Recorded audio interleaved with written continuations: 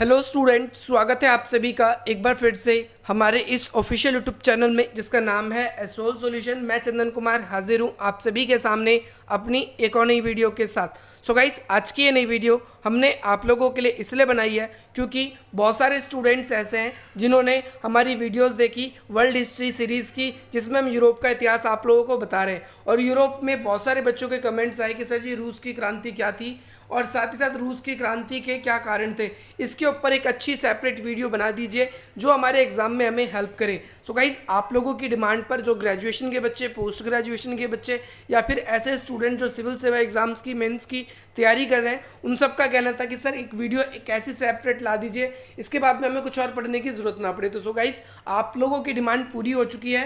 History honours के students या फिर ऐसे स्टूडेंट्स जो नॉर्मल हिस्ट्री भी पढ़ रहे हैं कॉलेज के अंदर, एसओएल, एनसीवैब, इग्नू या फिर देश के तमाम वेरियस यूनिवर्सिटी जिनमें इनको ये टॉपिक मिला हुआ है, ये आज उन सभी को इस वीडियो से बहुत ही ज़्यादा वैल्यू मिलने वाली है। तो चलेगा, इस ज़्यादा देर ना करते हुए आज की अपनी इस वीडियो को हम स्टार्ट करते हैं। सो गाइस, सबसे पहले हम ये जानेंगे कि रूस की क्रांति थी क्या, किन परिस्थितियों में हुई और उसके उत्पन्न होने के क्या कारण थे। सबसे पहले आप लोगों को ध्यान रखना है कि रूस की जो क्रांति है उसको एक और नाम से जाना जाता है जिसे हम बोल्शेविक क्रांति भी कहते हैं। पहली बात। दूसरी बात, जो रूस की क्रांति है, बोल्शेविक क्रांति है, वो कब हुई? सन 1917 में हुई। इसका मुख्य कारण क्या था? इसके कई सारे कारण थे वेरियस पार्ट में, लेकिन आप सिंपल वे में समझना। एक आर्थिक पिछड़ापन, दूसरा जो किसान और मजदूर थे उनकी स्थिति बहुत ही दयनीय हो चुकी थी, और शासक जो थे, शासक का निरंकुश शासन था वहाँ पर। जो रूस के अंदर जो शासक राज करते थे उनके वंश, उनका एक तरीके से नामजार शासक कहा जाता था उन्हें। वे अपनी इच्छा से राज करते थे और जनता पर बहुत ज़्यादा अत्याचार करते थे, जनता से बहुत ज़्यादा कर वसूलते थे। इसीलिए जनता वहाँ की उनके अत्याचारों से खुश नहीं थी और इसी कारण से उनका विरोध वो कर रही थी। सो गाइस, ये था एक इस तरीका, एक इसका हल्का सा परिचय। लेकिन और भी परिचय आपको ऐड करना तो आप इसके अंदर ये भी ऐड कर सकते हो कि जो रूस की क्रांति है वो दो चरणों में हुई थी। पहली क्रांति जो थी फरवरी मार्च की क्रांति थी और दूसरा था आपका अक्टूबर नवंबर की क्रांति। फरवरी मार्च की जो क्रांति थी उसके अंदर सत्ता से राजा को हटा तो दिया था, लेकिन सत्ता का हस्तांतरण जो था सिर्फ और सिर्फ अमीर वर्ग के हाथ में आ गई। शोषण फिर से शुरू हो गया था जनता का। जनता जो एक ऐसी व्यवस्था चाहती थी जो एक न्यायपूर्ण हो, जहाँ पर किसी का भी शोषण दमन ना हो, ऐसा हमें देखने को नहीं मिलता। वहाँ पर जो रूस था वो कहीं ना कहीं हम देखते हैं रूस के जो शासक जो अमीर लोगों के हाथ में आ गई फरवरी और मार्च की क्रांति के बाद, तो वो उन पर राज करने लगे थे। आप ये ध्यान रखना, जनता के जो अधिकार थे फिर भी सीमित थे। लेकिन जो अक्टूबर और नवंबर की जो क्रांति हुई उस क्रांति के अंदर क्या हुआ कि सत्ता का हस्तांतरण सीधा मजदूरों के हाथ में आ गया, सर्वहारा वर्ग के हाथ में आ गया। जो ये पूरी की पूरी क्रांति थी उसमें दो नेताओं ने मुख्य भूमिका निभाई थी, एक तो लेनिन ने और दूसरी ट्रास्टस्की ने। ये पूरी की पूरी जो बोल्शेविक क्रांति हुई, इसे समाजवादी क्रांति का नाम भी देते हैं, साम्यवादी क्रांति का नाम भी देते हैं। और साथ ही साथ इस क्रांति को एक तरीके से प्रेरणा है जो कार्ल मार्क्स और एंजल्स जो है इनके विचारों से प्रेरणा मिली थी। आई थिंक ये आपके इंट्रो में सफिशिएंट है। अब इसके बाद में अब हम बात करेंगे जो रूस की क्रांति है उसकी क्रांति के क्या परिणाम थे और क्या कारण थे। परिणाम के बारे में बात करेंगे और कारणों के बारे में भी। पहले कारणों के बारे में बात करेंगे, फिर एक अनदर वीडियो जो रहेगी आप लोगों के लिए उसके अंदर हम परिणाम के बारे में भी बात करेंगे, क्योंकि वीडियो बहुत ज़्यादा लॉन्ग हो जाएगी अन्यथा नहीं तो यहाँ पर सबसे फर्स्ट पॉइंट अगर आप देखेंगे तो निरंकुश राजतंत्र और स्वेच्छा का शासक, यानी निरंकुश राजतंत्र का मतलब क्या है? यहाँ पर शासन। सबसे पहले आप यहाँ पर कई पॉइंट्स मैंने आप लोगों के लिए बनाए यहाँ पर। तो यहाँ पर आप देखेंगे रूस का जो शासक था वो निरंकुश था। जार शासक कहे जाते थे, वो दैविक सिद्धांतों पर आधारित थे। यानी जैसे हम भारतीय समाज में देखते हैं पहले के शासक क्या थे, काफ़ी ज़्यादा नियमों कर्मकांडों से शासन करते थे। तो जो निचले तबके थे, जो शूद्र थे, उनके साथ बहुत ज़्यादा सामाजिक भेदभाव हम देखते हैं। तो ठीक इसी प्रकार से वहाँ पर क्या था कि जनता के ऊपर बहुत ज़्यादा अत्याचार होते थे। राजा जो था बहुत ज़्यादा निरंकुश था और अपना शासन दैविक सिद्धांत के आधार पर करता था। और इसका शासन का पूरा संचालन कौन करता था? आप देखोगे कि एक पूरा स्ट्रक्चर बना हुआ था कुलीन वर्ग का। यहाँ पर जनता में अगर हम देखते हैं उस पूरी की पूरी राजतंत्र के अंदर जो कुलीन तंत्र था, वो कुलीन व्यवस्था थी जो बहुत ज़्यादा मजबूत थी। मंत्री बहुत ज़्यादा मजबूत थे और इनका जो राजा का जो पद था वो वंशानुगत था। राजा के बाद राजा का पुत्र ही अगला शासक बन जाता था। लोकतंत्र जैसी कोई व्यवस्था नहीं थी, इसलिए जनता के पास में कोई अधिकार भी नहीं थे और जनता उस राजा से बहुत ज़्यादा चिंतित रहती थी।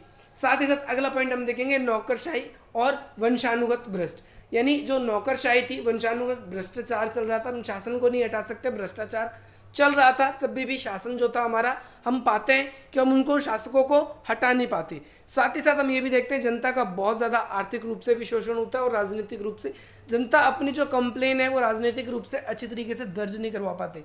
जो प्रधान अमीर किस्म के जो लोग थे वो जनता पे अत्याचार करते थे और शासक भी जब उनके पास शिकायत लेके जाते थे तो राजा भी उन अमीरों का ही पक्ष लेता था। अब यहाँ पर कई शासक थे, जैसे मैंने आपको बताया जार वहाँ के वंशानुगत शासकों का नाम है, और जैसे जार निकोलस प्रथम है, ये जार निकोलस द्वितीय, ऐसे ही तो शासनकाल था इस समय। और ये शासनकाल कैसे था कि बहुत ज़्यादा निरंकुशता था और इसके परिणाम से ही जनता बहुत ही ज़्यादा असंतोष में आ गई थी और बहुत ही ज़्यादा उग्र हो गई थी। तो फर्स्ट पॉइंट आप लोगों का ये था। सेकंड पॉइंट है सामाजिक और आर्थिक विषमता। सामाजिक और आर्थिक विषमता का मतलब क्या है? समाज में बहुत ज़्यादा एक सामाजिक आर्थिक विषमता आ गई थी। सामाजिक रूप से लोगों की हैसियत पैसों के हिसाब से अमीर लोगों को ज़्यादा वैल्यू दी जाती थी, गरीब लोगों को कम दी जाती थी। देखो फ्रांस की तरह यहाँ पर भी सामंतवादी व्यवस्था हुई। राजा अपने महल में रहता था और राजा अपने महल में जब रहता था हम ये देखते हैं कि राजा ने कई सारे अमीर छोड़ रखे थे, और अमीर का मतलब मंत्री से। मंत्री वही क्या करते थे कि टैक्स लेते थे, जनता से ज़्यादा टैक्स लेते थे, राजकोष में कम देते थे, जनता से ज़्यादा टैक्स देने के कारण जनता एक ऐसी स्थिति में नहीं थी कि वो अपना ज़्यादा से ज़्यादा कर जमा कर सके। इसीलिए बहुत सारे विशेष युक्त वर्ग जैसे किसान व मजदूरों के रूप में अधिग्रहण करने के लिए पहुंच गए थे। मैंने बताया सामंतीवादी व्यवस्था में ऐसे होता है, ठीक उसी प्रकार से। और इसके कारण जो है कि भाई बहुत ज़्यादा तनाव उभरने लगा था, और तनाव उभरने लगा था।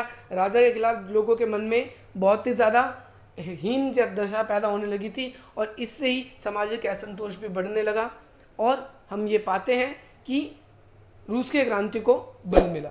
इसके बाद अगला पॉइंट है किसानों की दैनिक स्थिति। किसानों की दैनिक स्थिति क्यों थी? अगर आप देखेंगे रूस में सर्वाधिक संख्या किसानों की थी, किंतु उनकी स्थिति जो थी बहुत ही ज़्यादा खराब थी। भूमि का 67% हिस्सा है सामंतों के हाथ में था, 13% चर्च के हाथ में था। जो बच कुछ गया वो उस पर किसान मजदूर काम करते थे, उसी से अपनी रोजी रोटी चलाते थे, और उसमें से उन्हें टैक्स भी देना पड़ता था। तो आप देख सकते हो ये। और साथ ही साथ अपने भूमि में तो काम करना ही पड़ता था, साथ ही साथ जो ये बड़े बड़े सामंत हैं इनकी भूमि में भी जाकर काम करना पड़ता था। मजदूरों के लिए ना ही कोई कार्य घंटा निर्धारण था, मजदूरी बहुत ज़्यादा करवाई जाती थी, और ना ही कोई न्यूनतम वेतन, न्यूनतम वैल्यू उनके लिए थी, ना कोई सुविधा थी। उन्हें काम बहुत ज़्यादा करवाया जाता था, उनसे बहुत ज़्यादा काम लिया जाता था। इन सब के चलते जो किसान और मजदूर वर्ग थे उनमें भी भेदभाव की भावना उत्पन्न हुई, और उन्होंने शासक के विरुद्ध में क्या किया? जंग छेड़ने का ऐलान कर दिया। इसके बाद में श्रमिकों की निम्न दशा, यानी हम देखते हैं मजदूरों को, श्रमिक मजदूरों को ही कहा जाता है। तो रूस में औद्योगिकरण हुआ, और औद्योगिकरण देरी से होने के कारण क्या है कि इसने विकास गति में भी देरी से कदम रखा, और विकास गति में जब तेज़ी से कदम रखा तो इन्होंने चाहा कि नहीं भाई हम एकदम से ही क्या कर दे, हम दुनिया में ताकतवर बन जाए। तो ज़्यादा से ज़्यादा इन्होंने मजदूरों से काम लेना शुरू कर दिया, और वेतन कम देते थे। इस वजह से यहाँ पर प्रॉब्लम क्रिएट होने शुरू हो गई। अर्थव्यवस्था में विदेशी पूंजी निवेश के कारण ही विदेशी पूंजीपतियों ने केवल मुनाफे पर ध्यान दिया, श्रमिकों के ऊपर नहीं, और श्रमिकों से ज़्यादा लाभ लेते रहे, और ये भी नुकसान हुआ। यहाँ पर हम देखते हैं पूंजीवादी व्यवस्था यहाँ पर मौजूद थी इस समाज में 1917 से पहले, और उस पूंजीवादी व्यवस्था को ही ख़त्म किया गया, क्योंकि पूंजीवादी व्यवस्था मैं आपको बताया था कि कैसे एक मजदूर एक किसी वस्तु का निर्माण करता है, लेकिन उस पूरी वस्तु के निर्माण में उसे कितना कम वेतन दिया जाता है, कितना कम उसे पैसे दिए जाते हैं। यही चीज़ है। जैसे फॉर एग्जांपल एक फ़ैन है या साइकिल है, उसका मैन्युफैक्चरिंग अगर कोई मजदूर करता है तो वो 2 दिन में एक साइकिल अगर अच्छी तरीके से बना देता है, तो लेकिन साइकिल 5,000 में बेची जाती है तो उसको, या 10,000 में बेची जाती है तो उसको सिर्फ 500 से 700 रुपये दिए जाते हैं सिर्फ उसको, और बाकी सारे पैसे किसकी जेब में? मालिक के हाथ में चले जाते हैं। तो यही चीज़ है। साथ ही साथ समाजवादी विचारधारा का प्रचार, तो मैंने आपको बताया था समाजवादी विचारधारा किस पे? कार्ल एंगल्स और मार्क्स और कार्ल एंगल्स, इन दोनों की विचारधारा बहुत ज़्यादा यहाँ पर हम देखते हैं कि पॉपुलर हुई, और पॉपुलर होने के कारण पूरी रूसी समाज ने उसको एक्सेप्ट करना शुरू कर दिया। उन्होंने पाया कि भैया रूसी समाज का अगर किसी विचारधारा से अगर हल हो सकता है, रूसी समाज में अगर कुछ अच्छा हो सकता है, तो वो सिर्फ और सिर्फ समाजवादी विचारधारा के ऊपर चलकर ही हो सकता है। तो हम क्या देखते हैं, जो समाजवादी विचारधारा है इसका प्रसार के चलते रूस में कई सारे संगठन बन के आने लगे, कई सारे विचारक आने लगे, और हम ये पाते हैं कि रूसी जो यहाँ पर कई क्रांतिकारी दल भी हो गए जिन्होंने कृषकों की, मजदूरों की आवाज़ों को लेकर सामने आए, मजदूरों को बताया कि उनके साथ किस प्रकार का भेदभाव होता है, क्या क्या आप करते हो, उनका ज्ञान में वृद्धि की। और इस तरीके से हम देखते हैं कि साम्यवादी प्रजातंत्र दल ने इन मजदूरों से हितों के बारे में उनकी बात बताई कि भाई कैसे आप लोग अगर अपना काम करते हो एक दिन में तो आपको कितना कम वेतन दिया जाता है, बल्कि उसका सारा का सारा मुनाफा जो मालिक अपने पास ले जाता है। मजदूर संगठन को इन्होंने एकत्रित किया और साथ ही साथ इन्हें ये भी बताया कि अगर हम अपनी क्रांति में सफल रहे तो हम एक ऐसी शासन व्यवस्था बनाएंगे जहाँ पर मजदूरों का शासन होगा, सरकार का होगा, कोई अमीर वर्ग नहीं होगा, कोई गरीब वर्ग नहीं होगा, सब कुछ सरकार का होगा। जब सरकार देखेगी तो सबको एक चश्मे से देखेगी।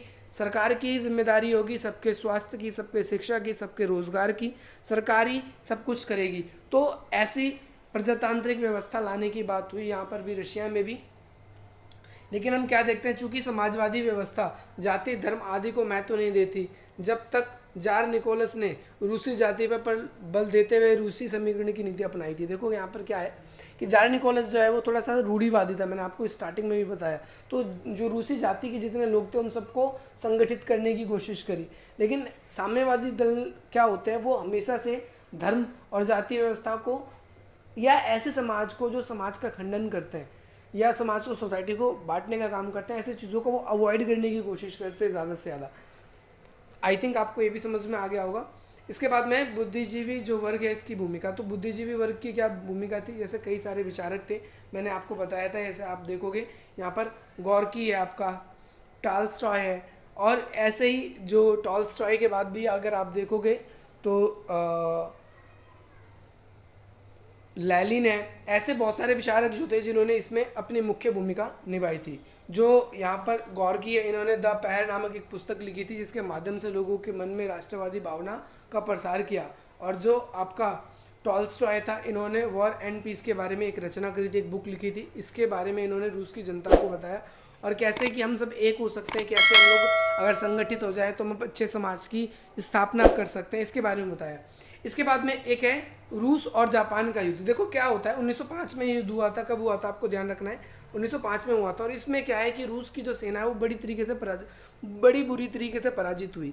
और बुरी तरीके से पराजित होने के कारण अगर मैप में आप देखते हो तो जो जापान है वो छोटा सा देश है, और लेकिन जो रूस है वो इतना बड़ा देश है।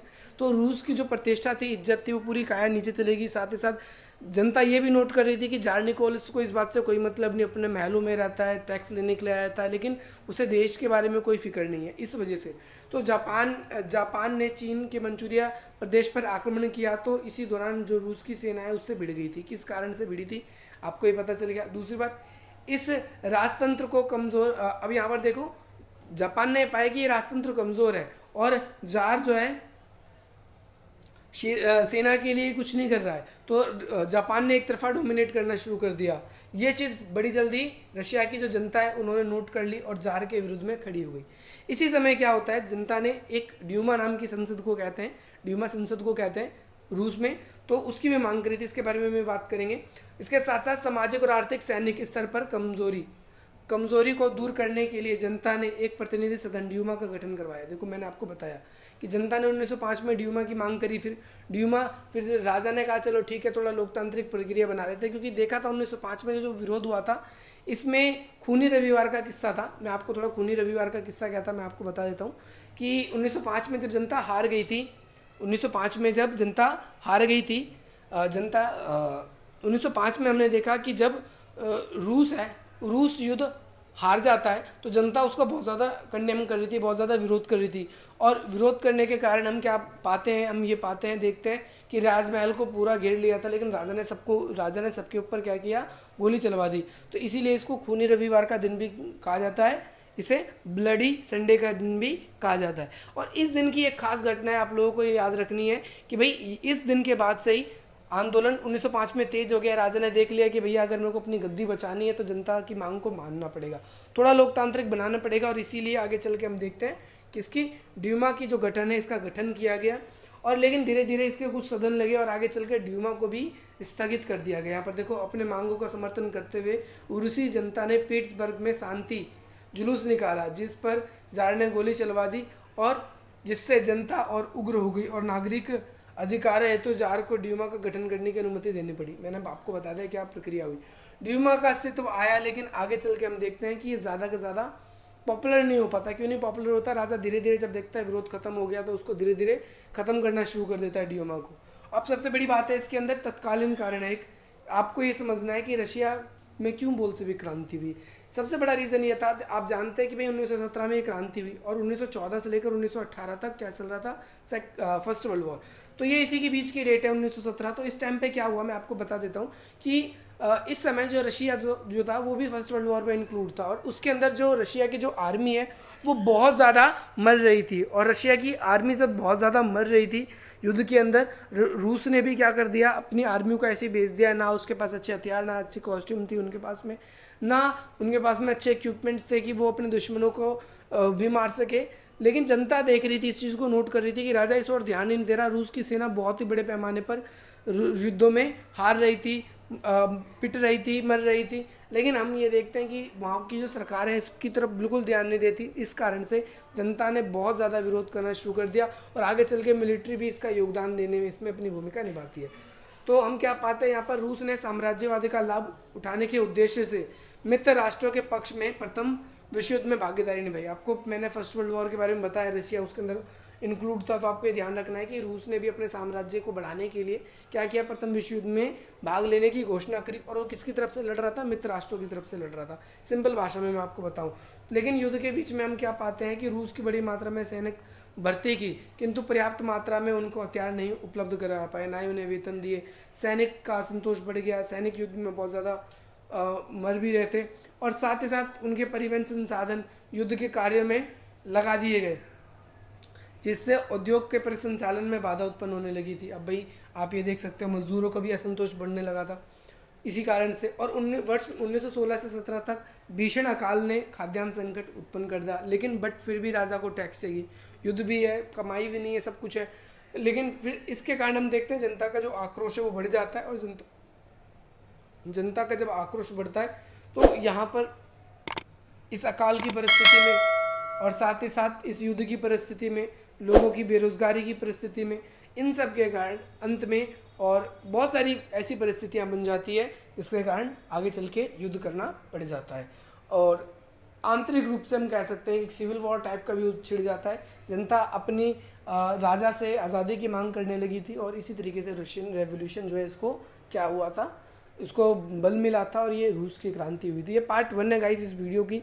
और भी वीडियो आएगी रशियन रेवोल्यूशन के ऊपर। आशा करता हूँ आपको ये वीडियो पसंद आएगी। साथ ही साथ अधिक से अधिक मित्रों तक शेयर करने का प्रयास करेंगे आप अपने।